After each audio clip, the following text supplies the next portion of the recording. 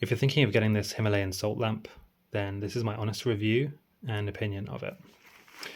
So I've had this one for around about 2 years now, and it's really great. There's a few things I want to say, a couple of things I like, and one thing that you need to be aware of. So firstly, and this is the things I like, this is a real salt lamp. So as you can see at the bottom, some of the salt has dripped down onto the base. And you might be thinking, well, that means it's bad quality. But no, actually that is a sign that this is a real salt lamp, because that is what a real salt crystal would actually do. And the reason it does this is because the moisture in the air will be attracted to the salt lamp, and then when it condenses, it dissolves the salt and then drips down.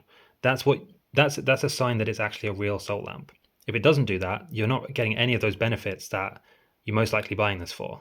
So, for example, like infusing the air with positive ions and improving the energy of the air, that doesn't happen unless this process happens, where the moisture in the air gets attracted to the salt lamp, dissolves, and then drips down.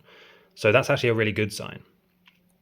And the second thing I like about this is that it's super minimalist, and you can decide whether you want to have the lamp inside it. It still has a positive effect even if you don't have that. So I actually removed that, and this at the bottom here is where the bulb would go, and the wire kind of pokes through this hole. But I actually removed that, and I just use it like this, and I think it still looks great. So yeah, and then the other thing to bear in mind is, like I said, because this is a real Himalayan salt lamp, you will get it attract moisture from the air. So depending on the time of year and the moisture levels in your house, you will find some bits of water, getting attracted to this. And sometimes, again, depending on the humidity in your house, sometimes that water can actually drip down and create like a small puddle around the base. So it's just something to bear in mind. What I like to do is just put this whole thing on like a plate or a small dish, just in case it does happen to attract that if there's too much humidity. But again, like that's actually a good sign if it does that, because that means it's working and it's actually doing the effect that you're buying it for.